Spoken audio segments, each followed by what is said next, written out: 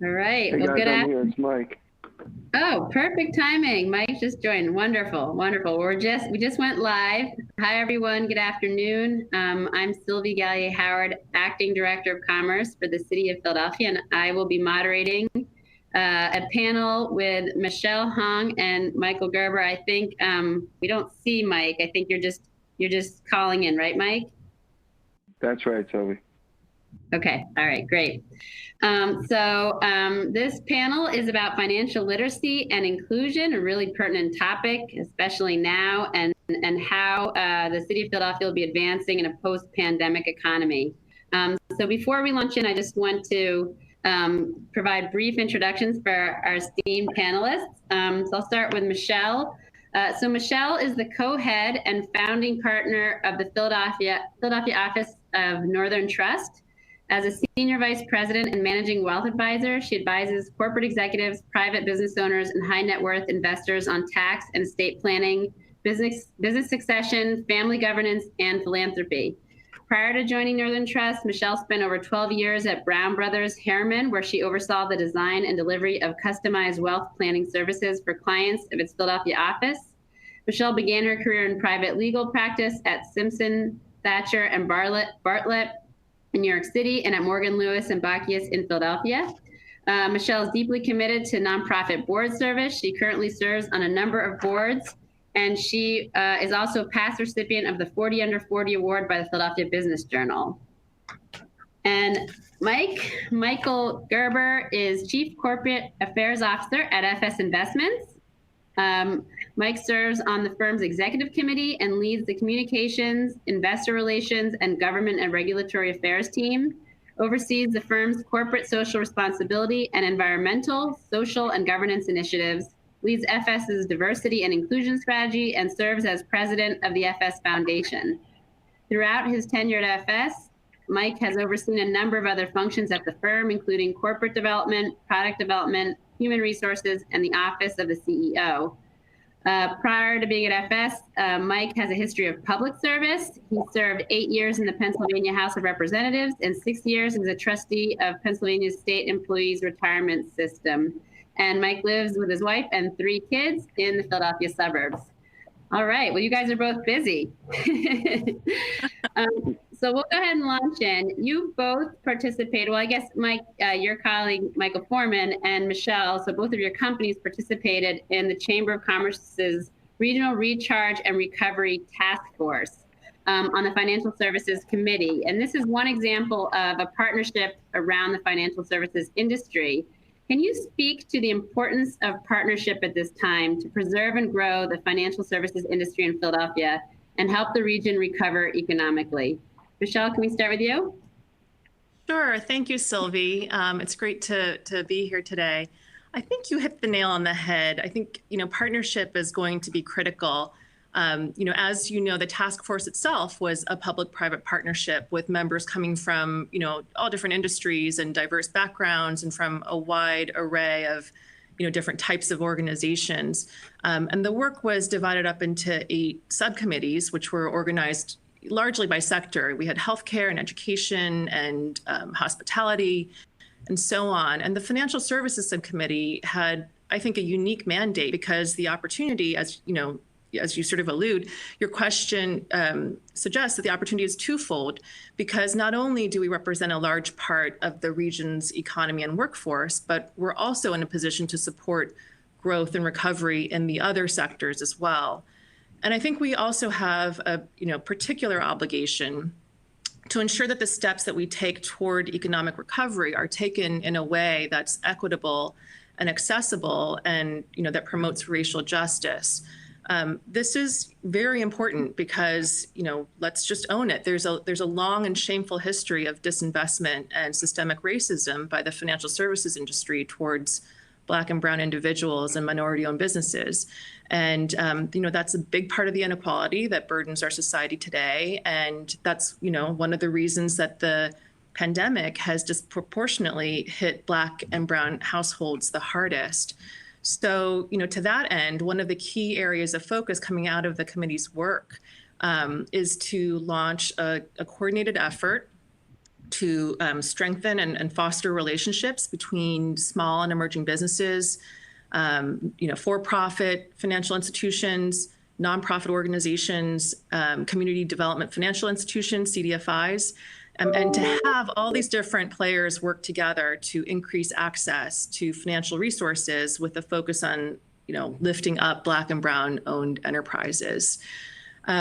So, by resources, that's, financial resources, of course, in the form of philanthropy and loans and equity investments, but it also, I think it's important to provide technical support too. And so that means continuing and enhancing financial literacy programs, reaching out to immigrant communities with, multilingual staff and multilingual resources, supporting programs that help businesses and connect them to the relief that they need to continue on, to pivot and, ultimately rebound.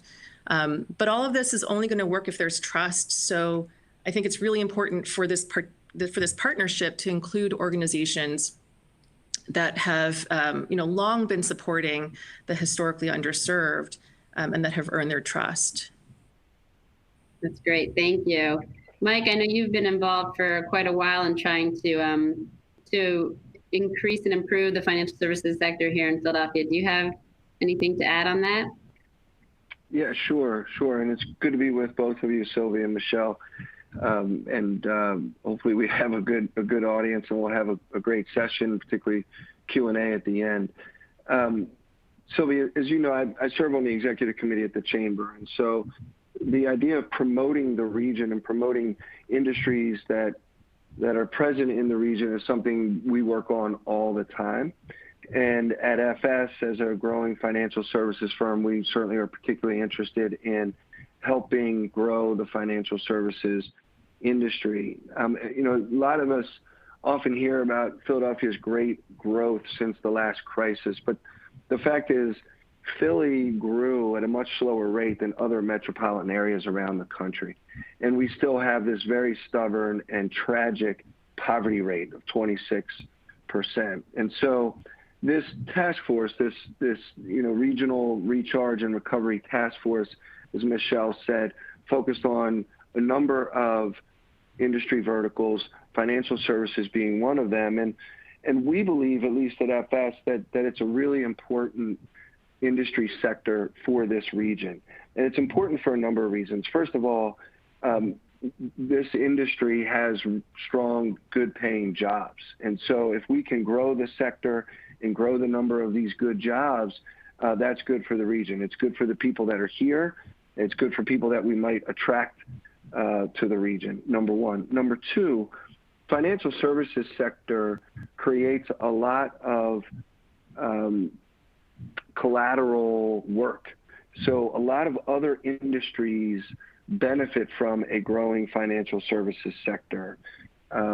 Michelle talked about capital availability. That's critically important, particularly as we talk about inclusion.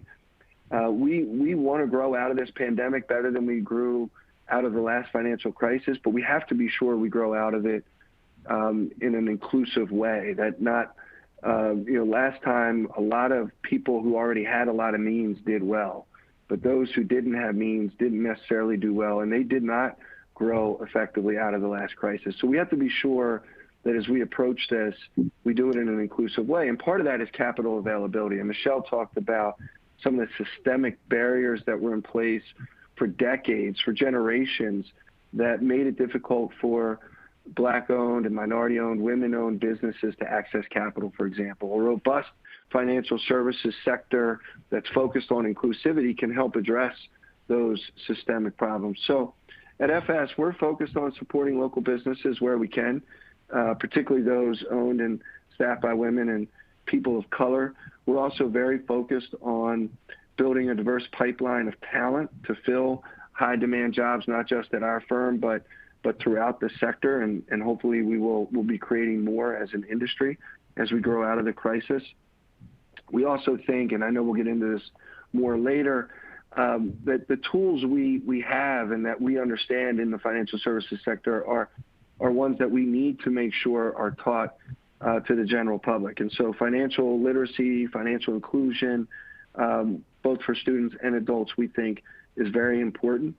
We also think it's critical that we promote entrepreneurship. It's not just about bringing big financial services companies into Philadelphia, but it's also creating an ecosystem where entrepreneurs and small business owners can thrive, create jobs, and create wealth for themselves.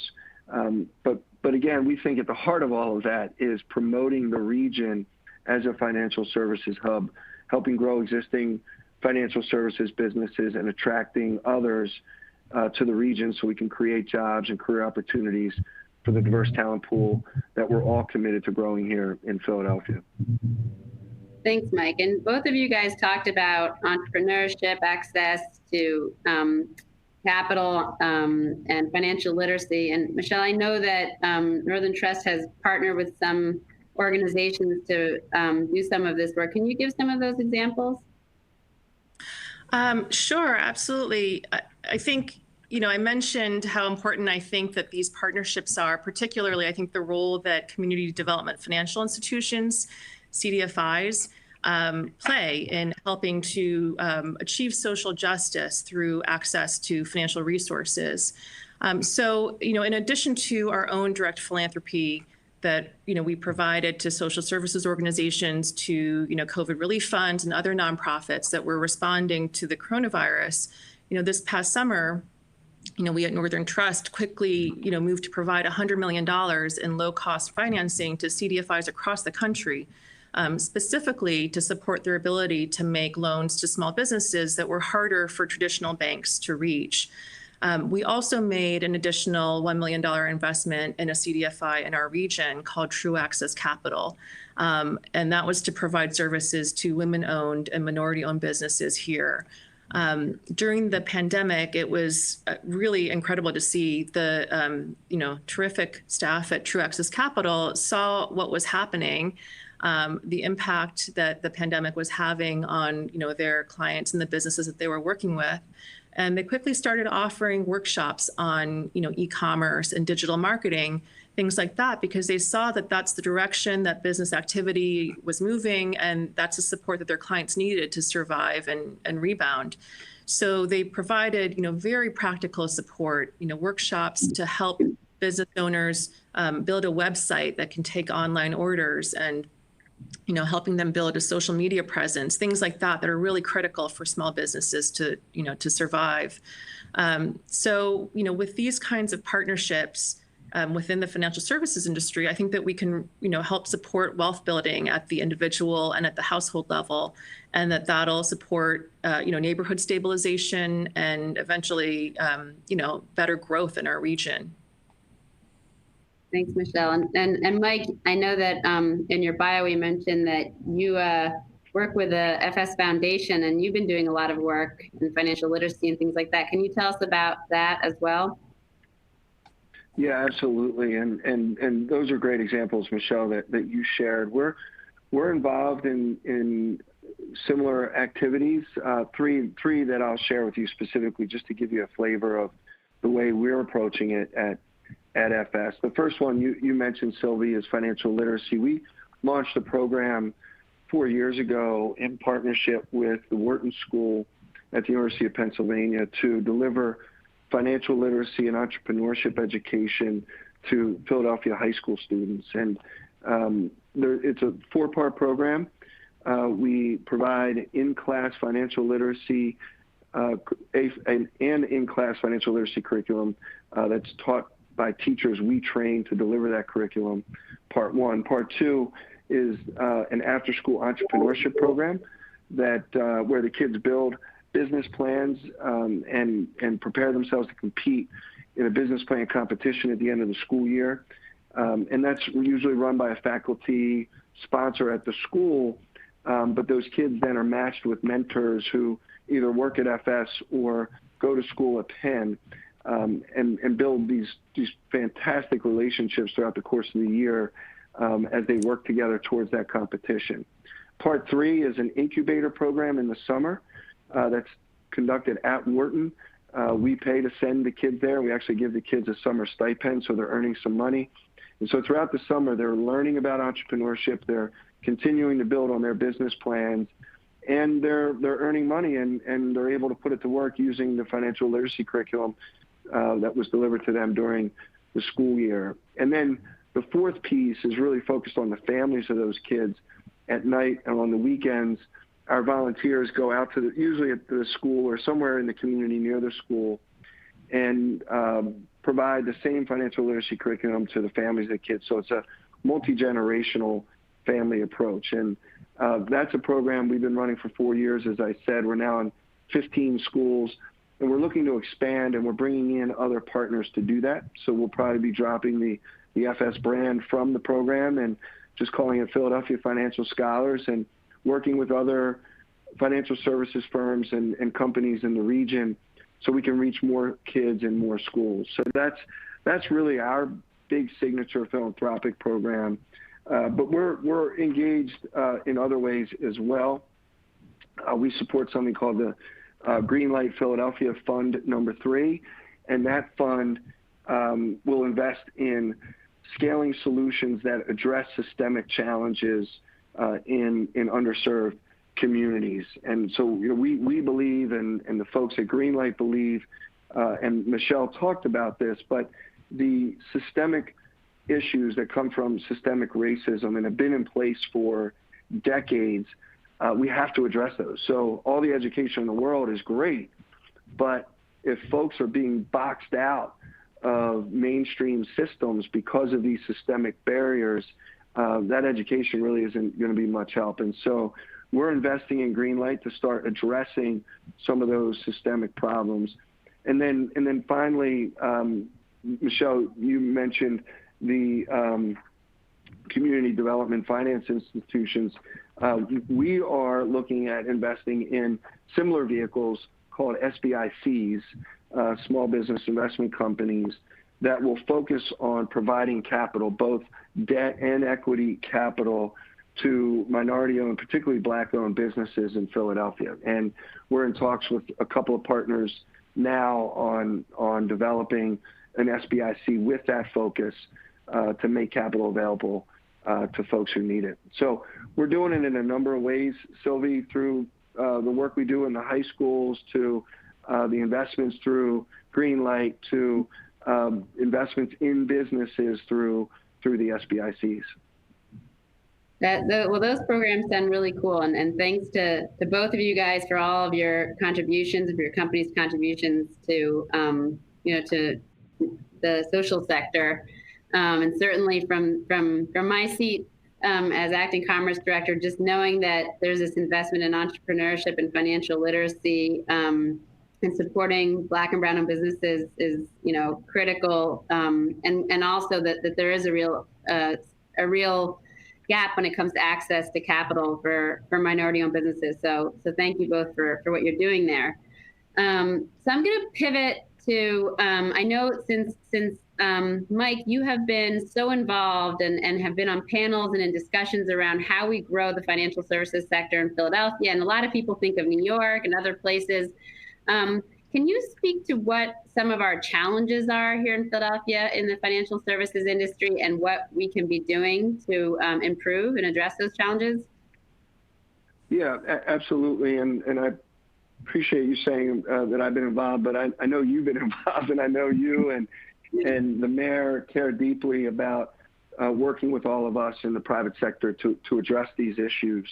One of the issues we have is that we actually have a much stronger financial services community than many folks realize. But yet, as robust as it is and as impactful as it can be, there's a lot more we can do, and I think we should do, as you know. We have some large and well-known asset management firms in the region, like Vanguard, Delaware Investments, which is now Macquarie, SEI. But we have other great firms that perhaps aren't as well known.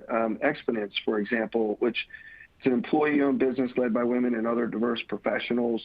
Logan Circle Partners, which now manages, I believe, more than $50 billion in credit strategies.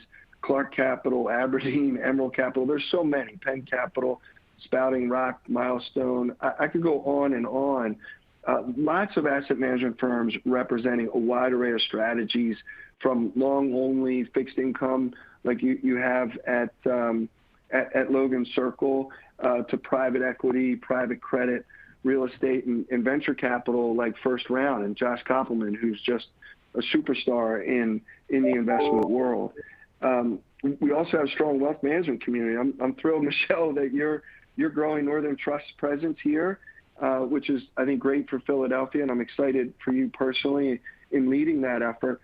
But there's a history of really strong wealth management firms here in Philadelphia, in the Philadelphia area. And we also have a really good fintech community. eMoney out of Radnor is a perfect example, and that's been a thriving business.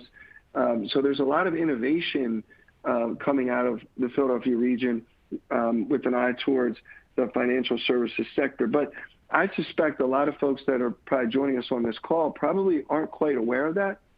And I think that's probably because, frankly, we just haven't done enough as an industry in partnering with city government and the surrounding counties to tell that story. So we have a lot to do to promote the community.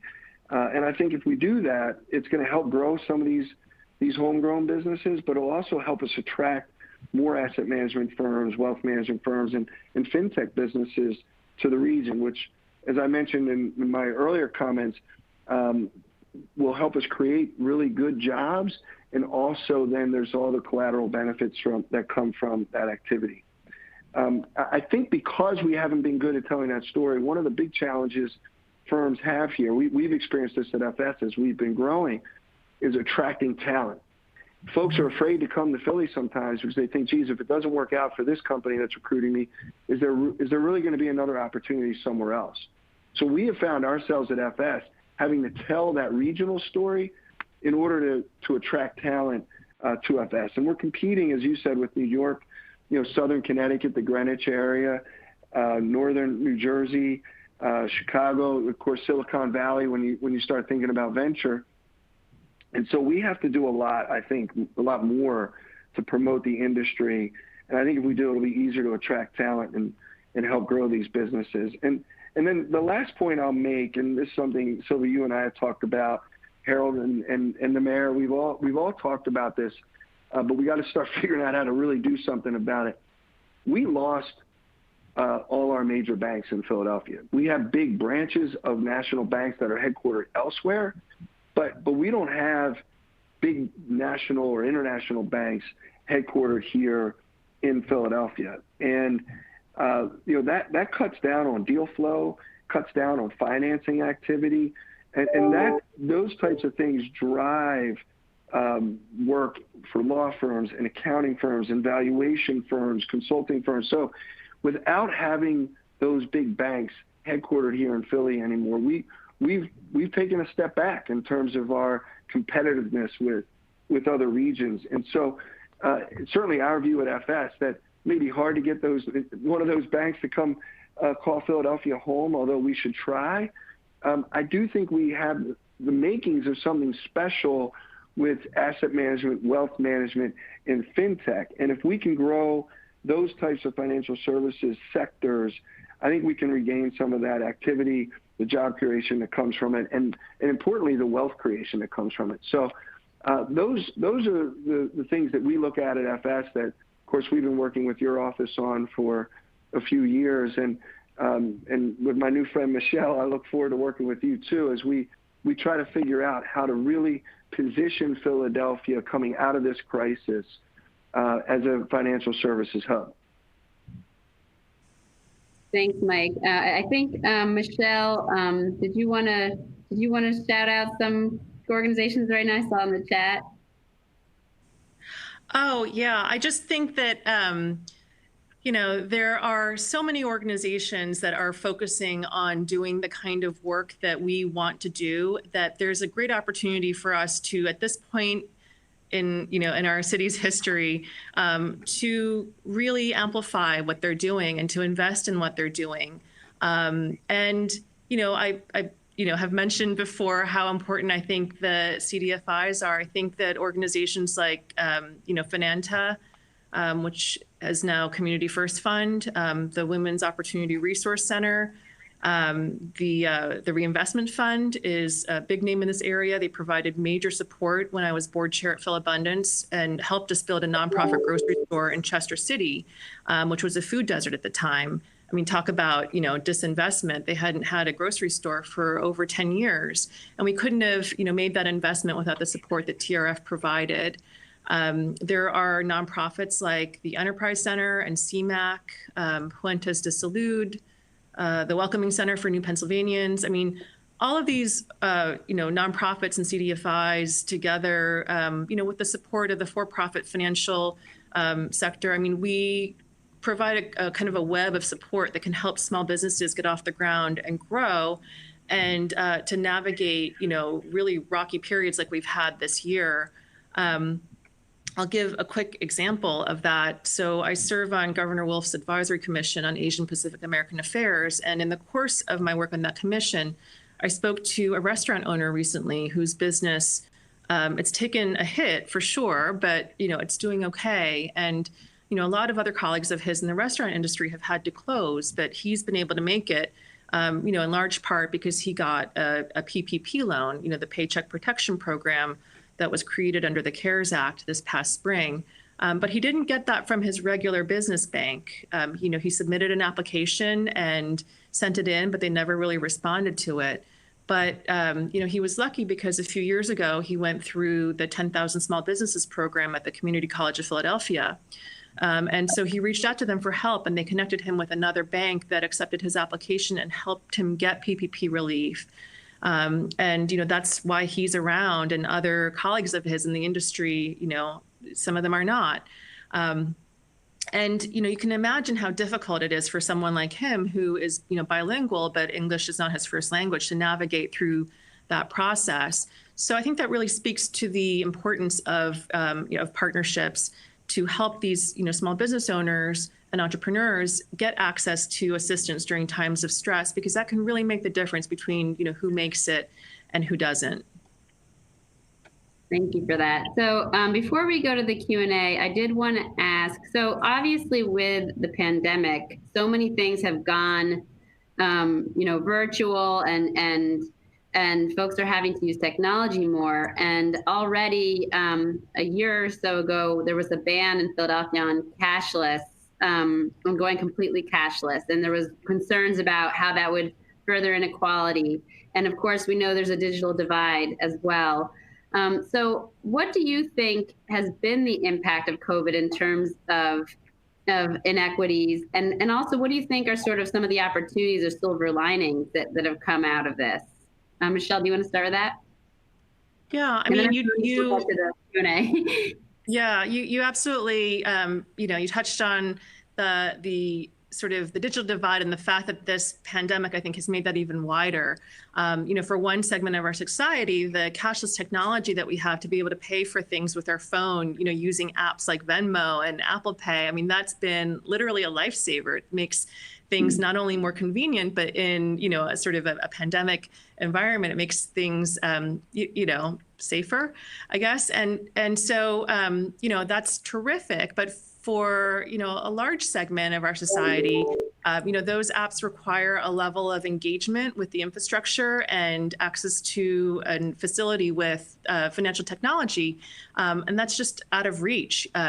Nearly half of Black households are unbanked or underbanked. So, if you get paid in cash, how do you get that cash into one of those apps? And, how do you do that if you don't have a bank account or if you're not a fluent English speaker?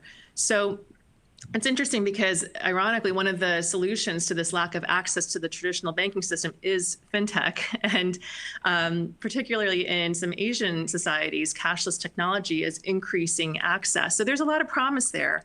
But we have to take care that in getting from, where we are today to that point in the future, that we don't leave behind the already disadvantaged. And, that digital divide is coming for us all. Even teenagers who might laugh when a Gen Xer like me says that they don't understand, Kik or Discord or one of these new apps. One day, they'll blink and they'll find that there's some new app or technology that they'll be reading about, but they won't have on their phone.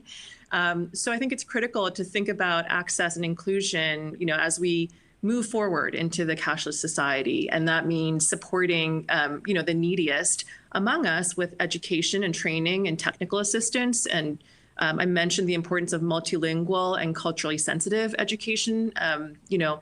Mike mentioned the importance of financial literacy. Knowledge is important, but it's also about making sure that the services and products are actually, available and accessible, and whether there's trust in the system.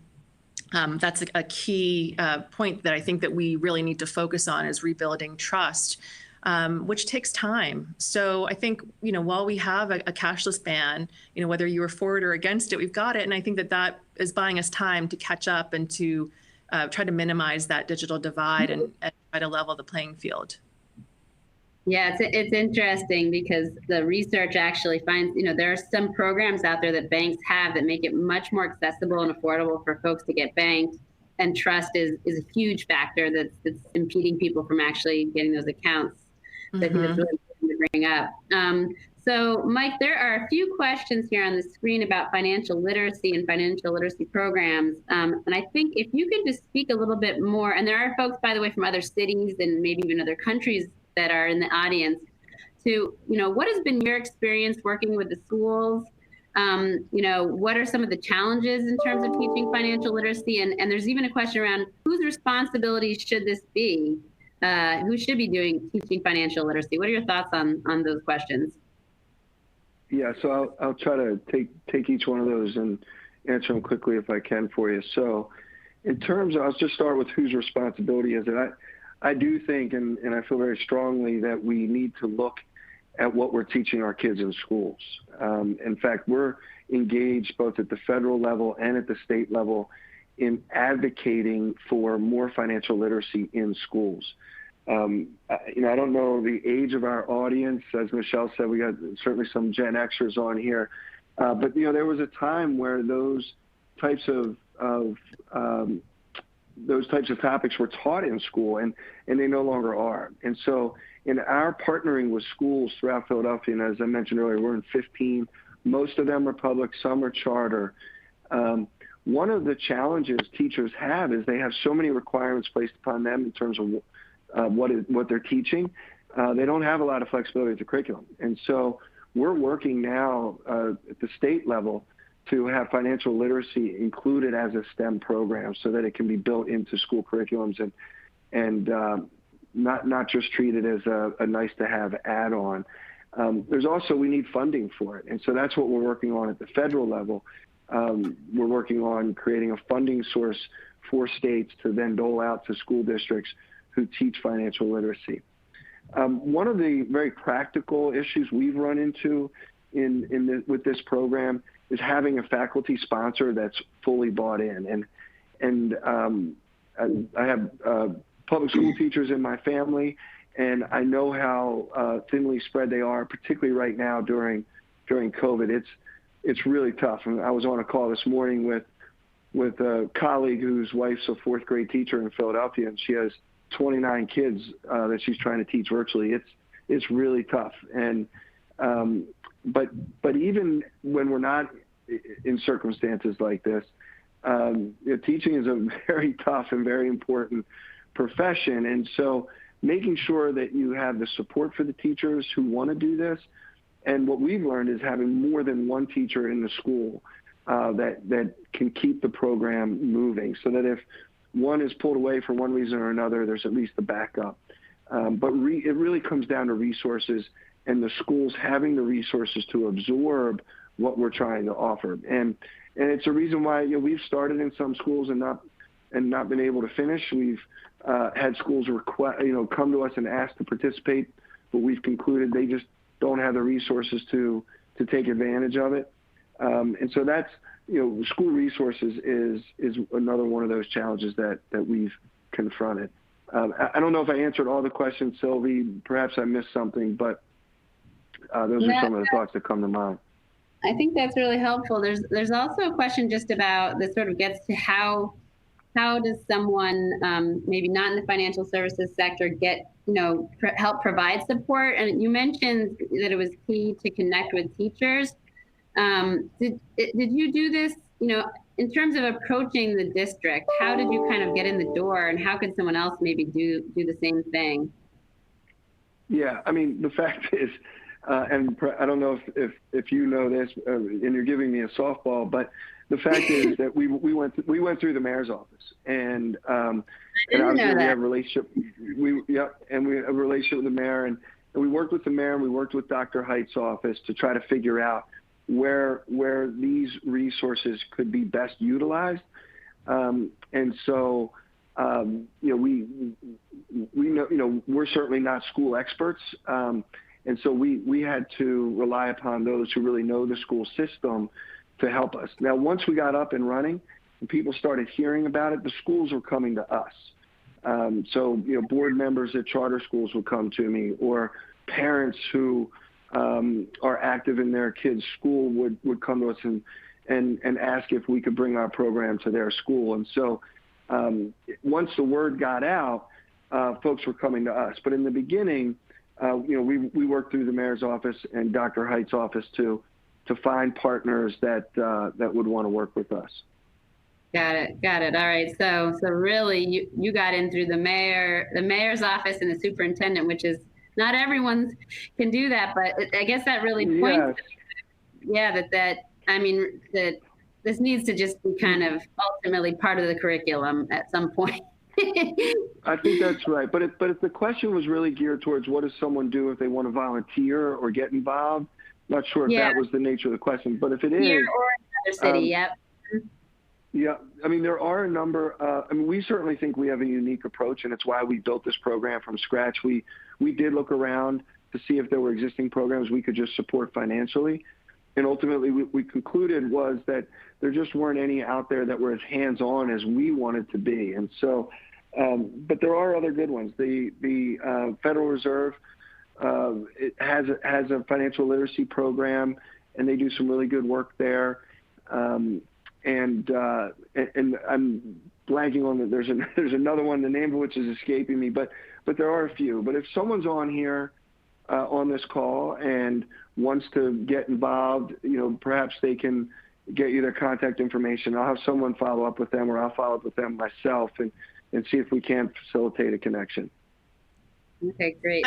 I'd also like to add that, in some of the conversations that I had with folks at places like, the Welcoming Center or Finanta, that they said that effectiveness when it comes to financial literacy education, it's not just about being an expert. So, to the extent that the person who asked the question is worried about, well, I don't work in the financial services industry, I don't have these connections, or I don't have this expertise, how can I support this? It's not so much a question of being an expert as it is being able to, as I have been told, to being able to kind of connect and build trust and to leverage trust. And so, if you're not working in the financial services industry, but you want to support financial literacy efforts, another way of doing that is to reach out to these nonprofits and CDFIs, learn about their programs. And what I hear repeatedly is that there is such a need for culturally sensitive and multilingual assistance with deploying some of these existing, incredible financial literacy programs. But it's really about, who's going to help to deliver that, who's going to partner with these trusted organizations. So I think there's plenty of opportunity. And to my mind, I think reaching out to those nonprofits and CDFIs and other organizations that have been working in these communities for a long time is a good place to start. Thank you. Yeah, and I remember going to college and all those folks out there at the tables that were giving out credit cards and nobody quite knew what, they got credit cards and they went and got in trouble with it because they didn't have literacy in high school, ran up, got their credit in a mess. So I think, you're so right. And, you talk about, wealth management, but for so many people talking about Black and brown communities, it's about wealth creation. And that topic early on helps people to learn how to build wealth. So one of the topics, as we wait for some more questions from the audience, that you both brought up was just the issue of diversity in the financial services sector and how there are challenges around, diversity at the leadership level and in the employee Cool. What are you all doing in your own spaces, and what can be done to improve diversity in financial services? Yeah, Michelle? I mean, such an important question, such a great topic. I think the financial services sector has actually made great strides at sort of the overall employee level and even at the management level. Where it still tends to fall short is at that senior executive leadership level and at the board level. And promotion and selection at those very senior levels are much more nuanced and complex, which means it's harder to fix those problems. It's not necessarily harder to recognize or to diagnose the problem, but it's harder to take corrective action because in many cases, it's not being done consciously or maliciously. It's being done by well-intentioned people who, they've taken the trainings, they sort of understand the problems intellectually. They may even consider themselves to be allies, but maybe they don't recognize, gaslighting when they see it happen in front of them, or maybe they don't recognize when they themselves are unconsciously engaging in microaggressions because they feel threatened. So, it's a tough slog, but it is getting better. And I think it's really because of persistent advocacy, persistent and better and more sophisticated training and education. And, I'll give an example of that. I'm a member of the Forum of Executive Women, which is an organization that, they do a lot of things, but one of the things that they do is to advocate for women in executive leadership roles and in the boardroom. And we release an annual report in partnership with PwC that reports on the status of women in leadership and, celebrates companies that are, making great progress or are at the forefront. And a lot of the members of the forum are also very active in raising awareness and providing solutions. And even earlier today, the entire executive committee of the forum appeared on a panel here at BPHL to dig into the issue of, not the glass ceiling, which a lot of people are familiar with, that concept, but the glass cliff.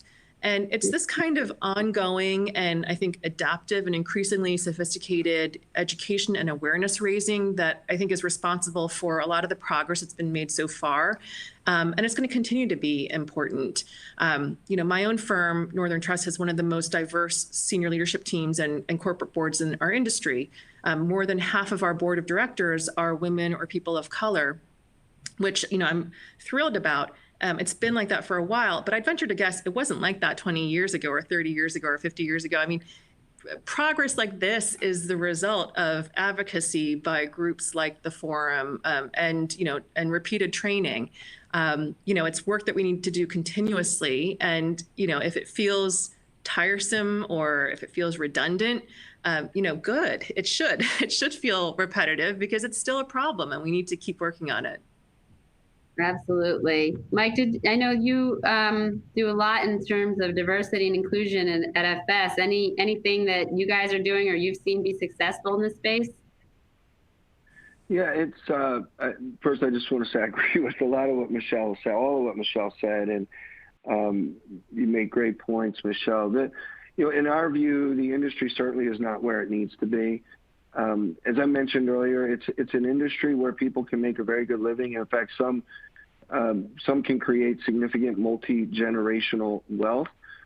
So we think it's important that those opportunities are available to everybody.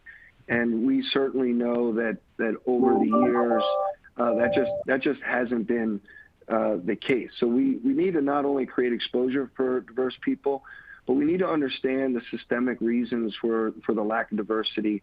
We need to attack them. And we've been doing that at FS. We do it in a variety of ways, and we're very purposeful about it. Starting with our pre-employment opportunities, such as internships and the co-op program that we run, all the way up to our boards. And Michelle mentioned the board at Northern Trust. That's critically important to have diverse leadership at the top of an organization. And so we, at every level, have customized approaches to building a better, more diverse organization. And we've also engaged in industry group efforts. We know we can't do it alone. And we know that the more other firms are working on this, the easier it will be over time for us to be effective in building a more diverse organization. So we're engaged in leading efforts. I'm on the diversity Equality and Inclusion Committee at the Chamber, as you know, here locally, but nationally we're involved in diversity and inclusion efforts with what are mostly DC-based national organizations, such as the SBIA, which is the Small Business Investor Alliance, the IPA, which is an organization that represents alternative asset managers, the U.S. Chamber of Commerce, Center for Capital Markets, where we work very closely with them on diversity and inclusion efforts. So, and MMI is the other one, the Money Management Institute. And so we've tried to engage in this work not only at FS, but then in these industry-wide with these industry-wide organizations as well, and certainly here in Philadelphia through the work we've done at the Philadelphia Chamber of Commerce. I just want to echo something Michelle said that I just rang very true for us, and it's been our experience, and I think one across the industry. We have found building diverse boards, and perhaps it's because of our relationships, those that some of us at our senior executive team have. We've been able to build diverse boards, and we've been able to build out diverse teams at the early career stages, certainly the pre-employment opportunities, but then early career. But it's sort of the middle and career and senior management roles that are tough. And part of it's because as an industry, we haven't built the pipeline over the years. And so that's why that early career work is so important. And I have a great colleague, Carla Gabantes, who oversees our early career development program. So we have a person who is fully dedicated to that.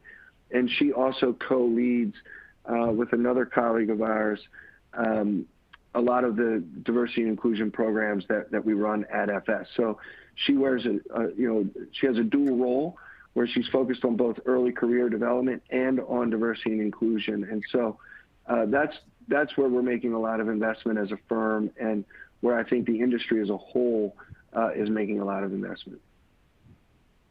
Great. Thanks, Mike. So there's a few questions in here. Just some folks are just asking for some specific names, and I think I could type them in this chat, and then the person managing can then share with the audience. But can you, Mike, is there a particular name, or is there a website that if folks want to learn more about what you're doing that they could go to? So my firm website is just FS. So that's F as in Frank, S as in Sam, fsinvestments.com. So if there's an interest in understanding what the business is doing. With the financial literacy work, the program is called FS Financial Scholars, and it also has a website. You can get to it directly, or you can get to it through the FS Investments site. Okay, great. Thank you. And Michelle, is there any website or source that you would direct people to if they want to learn more about this? And as a reminder, there's some folks that are not from Philadelphia in the audience that I think are looking for some best practices. Yeah, we actually, I think, have a list of suggested articles for further reading that I think will be made available to the viewers. So there's some, pieces that we provided just kind of as a starting point. But I think, if you're in a different region and you're interested in finding out more about some of these efforts, you can start by, doing a search for CDFIs in your community. And in my experience, I mean, their mission is really to help help provide access, help uplift, and serve the underserved. And so if you reach out to them with a desire to get involved and to volunteer or to contribute, to donate, I think they'll be very receptive. So I think that's a good place to start. Great, thank you. So I want to end on a high note or an inspirational note. So obviously this has been a tough year. I think a lot of people want to write 2020 off, but but I think also it's an important year in terms of a lot of things have been exposed, and it's probably actually a critical year in terms of us making some changes. And I want to ask you both, what do you think that we can do to sort of reimagine the future of our city? So let's see. Since I'm looking at Michelle, I'm going to go with her first, Mike. Yeah, I mean, I think that in times like this where we have, great stress, great volatility, great uncertainty. I think it's important that we focus on, where we want to be to continue focusing on innovation and creativity. That's important. It's a necessity, but I think it's really important to, make sure to also value economic inclusion. And, the namesake of this festival, Benjamin Franklin, he understood the importance of both of those things because he lived it. We all know how innovative he was. He invented bifocals. I just got my first pair this past year, and it's amazing to me that we still use this 300-year-old technology. He invented the lightning rod. He founded the first liberal arts college in the country, UPenn. He started the first public lending library, the Library Company of Philadelphia. I mean, the list goes on, and it's no wonder that an innovation festival is named for him. But I think it's less well known, his commitment to providing economic opportunity to others. I started my career as an estate planning lawyer, and I've worked with a lot of successful people over the years to help them design their philanthropy and figure out how they want to give back and make impact. So this has been a favorite example of mine for a long time. In his last will and testament, Franklin created a charitable fund for the city of Boston and another one for Philadelphia. And he directed that the income earned by those funds should be used to make loans to young tradesmen, apprentices who were just starting out in business. And remember, when Franklin came to Philadelphia, he was 17 years old, and he basically worked as a printer's apprentice. He kind of hustled nonstop for 5 years until he was able to get a business loan at age 22. And that loan allowed him to rent a storefront, in Old City, to buy his own printing equipment. He imported it from England, and he started his own printing press. And he took over a newspaper. He grew it to be the most successful newspaper in the colonies. He started Poor Richard's Almanac, et cetera. The rest is history. And so I think that when we reimagine or think about the future of our city at this point in time, we should really try to remember Franklin's story and just as a thought experiment, consider, how impoverished we would be, our city and our country, today if Franklin hadn't had the access to capital when he needed it. What if he hadn't been able to buy his own printing press and start a business and get a toehold, and launch the rest of his life? That loan was a critical stepping stone for him.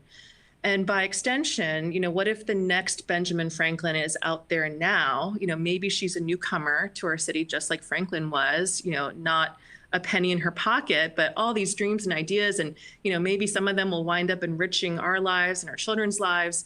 Franklin understood this dynamic. It was his experience. And so that's why he chose to give back in his will through providing economic opportunity to emerging business owners. So I think that, it's important to focus on innovation, but we also need to be inclusive and provide the opportunity to innovate to everybody, just like Franklin did. Thank you, Michelle, for every time I hear about Ben Franklin, I learn that he just did so many things, and thank you for kind of educating us on some of the things that probably a lot of us didn't know that he did. And when I travel abroad, I always mention him as sort of epitomizing the Philadelphia, innovative and fighting spirit, really. So Mike, Franklin was an inventor, a businessman, a statesman, a little bit like you. So I'm going to have you close out. What do you think, we need to be doing in Philadelphia to reimagine the future of our city, not just, do what we've always been doing? Yeah, I think, and Michelle, by the way, thanks for that. I really, really enjoyed it. For me, I think it really comes down to competition.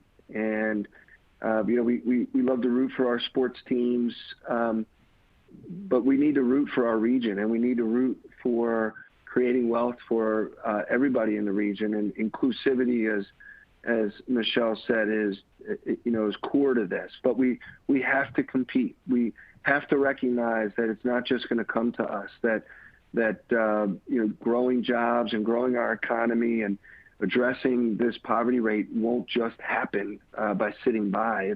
It's only going to happen if we are ambitious and aggressive in trying to grow out of this economic crisis. And we have to do it, as I said earlier, we have to do it better than we did it before. We just didn't grow enough. And if people, you know, want to challenge that, just look at our poverty rate. And you tell me that that's acceptable. And I don't think anyone thinks it's acceptable, and it shouldn't be acceptable. And so we have to compete. And that means we have to be well coordinated between government, business, and the nonprofit sectors. We have to recognize that we're not all fighting over a shrinking pie, that if we work together, we can actually grow the pie. And culturally, I will tell you, I don't think that's been the mindset here in Philadelphia for a couple of decades. This city and in this region has been very focused on fighting over the same old stuff, and instead of trying to grow it. And so my hope, and you know, I've shared this with the mayor and his team, and of course you, Sylvie, and your office, is that we really get busy being ambitious and thinking about how we're going to compete against all these other cities, primarily here in the States, but across the world. And, you know, John Fry, president of Drexel and was chair of the chamber, said, you know, we are a world-class city, and we got to start thinking like that, and we got to start competing like that. And so to me, that's what it really comes down to: a lot of hard work, and ambition, and competition. And I think if we compete, we can really help grow this city and improve the quality of life for its residents. Great, thank you. Totally agree. Thank you. Well, I want to thank you both. I only regret that the audience didn't get to see Mike's great new beard, but thank you so much for your contributions. You guys have been great for everything that you do for the city, and thanks to our audience as well for participating. And everyone have a great rest of your day. Thank you. Good to be with you guys. Thank you. Bye-bye.